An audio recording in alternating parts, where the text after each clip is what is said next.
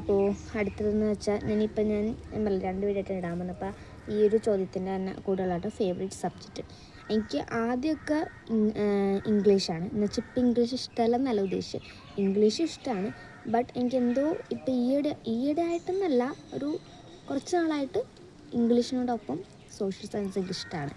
സോഷ്യലിൽ എനിക്ക് ജോഗ്രഫിയോടൊന്നും അത്രയ്ക്ക് അങ്ങോട്ട് താല്പര്യമില്ല. പഠിക്കാതിരിക്കാൻ പറ്റില്ലല്ലോ. അതല്ല, നമ്മുടെ നോക്കുവാണെങ്കിൽ ഹിസ്റ്ററി എനിക്ക് എന്തോ കൂടുതൽ പഠിക്കാനുള്ളൊരു ഇൻട്രസ്റ്റ് ഉള്ളത്.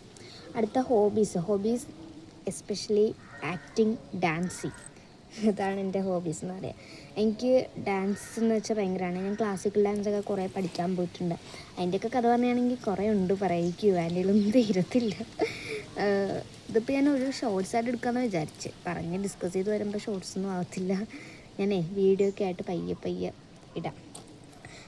എൻ്റെ ഡാൻസിനെ കുറിച്ച് പറയുകയാണെങ്കിൽ എനിക്ക് എത്രാം സ്റ്റാൻഡേർഡിലായിരിക്കല്ല, ഒരു 6-7 വർഷത്തോളം ഒരു സ്ഥലത്ത് ഞാൻ പഠിച്ചിട്ടുണ്ടായിരുന്നു.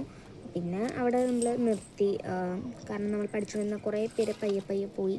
പിന്നെ നമ്മളവിടെ നിർത്തി. പിന്നെ വേറെ സ്ഥലത്ത്, എൻ്റെ വീടിൻ്റെ അടുത്തുള്ള തന്നെ വേറെ സ്ഥലത്ത് ചേർന്നു.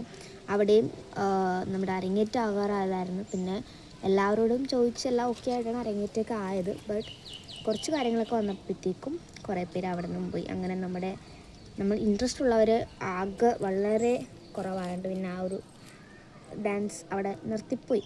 എന്ത് ചെയ്യാൻ പറ്റും. പക്ഷേ എനിക്കെന്തോ ക്ലാസിക്കൽ ഡാൻസിനോട് ഭയങ്കര ഇഷ്ടമാണ്. എനിക്ക് ഡാൻസ് കളിക്കാൻ തന്നെ ഇഷ്ടമാണ്.